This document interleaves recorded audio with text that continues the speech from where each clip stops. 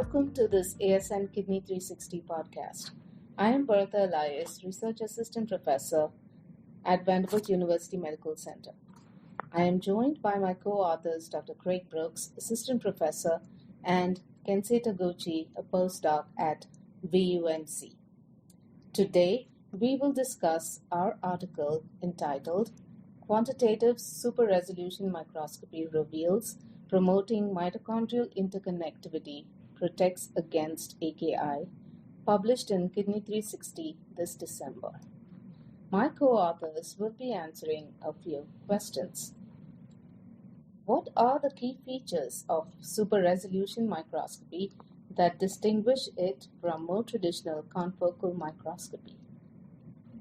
Light microscopy has a resolution limit of 1/2 of the wavelength of the light source, or around 200 nanometers.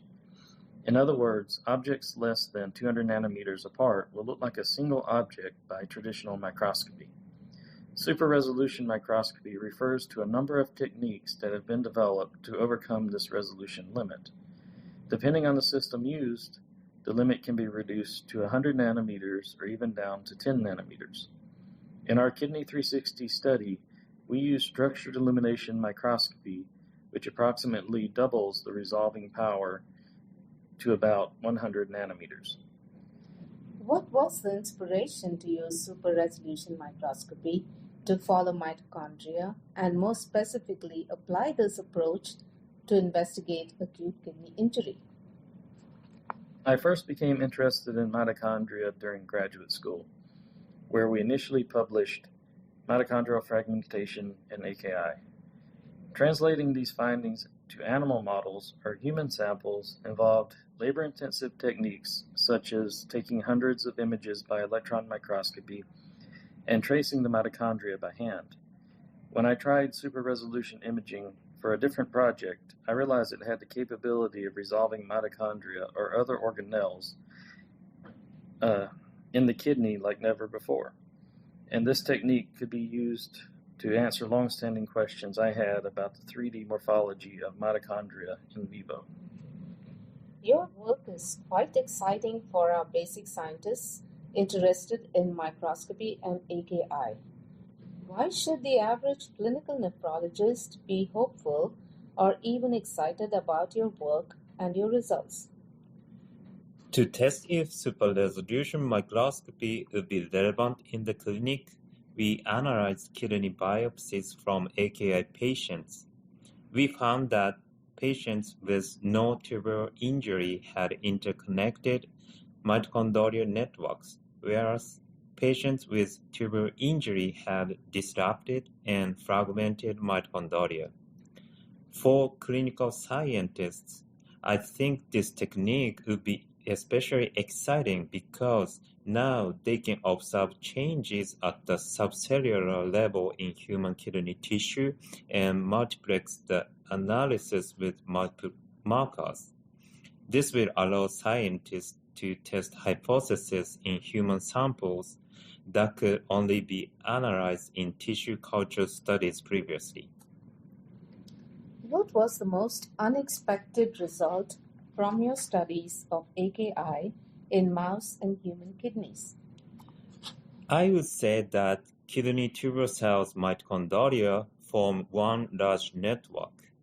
While we expected the mitochondria to be more interconnected than previously shown, the size and complexity of these networks was surprising. Why does interconnectivity of mitochondria protect against AKI? There are two basic reasons why network mitochondria are protective. First, network mitochondria are healthier and produce more ATP. Second, mitochondria are a main contributor to cell death pathways in AKI through the release of calcium or pro-apoptotic proteins. Networked mitochondria are more resistant to the release of these pro-death factors. Is this an endogenous property of healthy mitochondria? Yes, mitochondria in kidney tubular cells of healthy mice or human samples were highly interconnected. This is not necessarily the case for all cell types though. Podocytes, for instance, have mitochondria throughout the cell body and processes that are not connected. This means that we and others will have to carefully document mitochondrial morphology in different kidney cells to understand how the morphology changes in disease states. Do your studies indicate the opposite, that is, AKI causes or can cause loss of mitochondrial interconnections? Yes, AKI, or more precisely, tubule cell injury, results in a dramatic breakdown of the mitochondrial network. This occurs early, within 30 minutes of ischemic injury, for instance.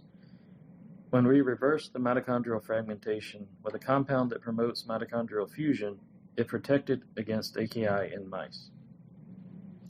Why is super resolution microscopy needed to quantitatively follow these changes? Kidney tubular cells have one of the highest mitochondrial contents of any cell, at approximately 30% of the cell volume. The mitochondria are packed so tightly in the cells that they are within 200 nanometer limit that we discussed earlier, and can't be separated by traditional microscopy. By using structured illumination microscopy, we could achieve approximately 100 nanometer resolving power, enough to distinguish these smaller yet critically important changes. For the clinician and clinical laboratory folks interested in documenting and minimizing damage due to AKI, do you see that similar analyses using super resolution microscopy may be diagnostically important in the future? We feel super resolution imaging could complement traditional pathology techniques. Preparing samples for super resolution imaging using structured illumination microscopy is much quicker and easier than preparing samples from EM. Also, much of the image acquisition and analysis can be automated.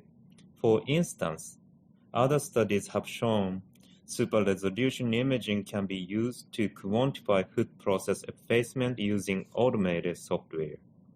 So, adding super resolution imaging to biopsy analysis could provide a more complete workup of the patient's condition and speed up diagnosis in certain settings. In the future, we would like to determine if mitochondrial changes can predict disease progression. For instance, does the mitochondrial morphology at the time of transplant predict the likelihood of success? We believe that super-resolution imaging will be a powerful tool to shape our understanding of how changes at the subcellular level can lead to organ dysfunction. We also wanted to point out that while super-resolution microscopy is leading edge, recent advances have made it more accessible for both basic science and clinical laboratories. In our paper, we demonstrate that free software-based approaches can be used to double the resolution of traditional microscopes and image mitochondria. Thank you for joining us for this Kidney 360 podcast. This podcast is copyrighted by the American Society of Nephrology, all rights reserved. All content in this podcast is for informational purposes only and is not intended to be medical advice. This podcast should not be used in a medical emergency or for the diagnosis or treatment of any medical condition. Please consult your doctor or other qualified healthcare provider if you have any questions about any medical condition, or before taking any drug, changing your diet, or commencing or discontinuing any course of treatment. Thank you for listening to this podcast from the American Society of Nephrology.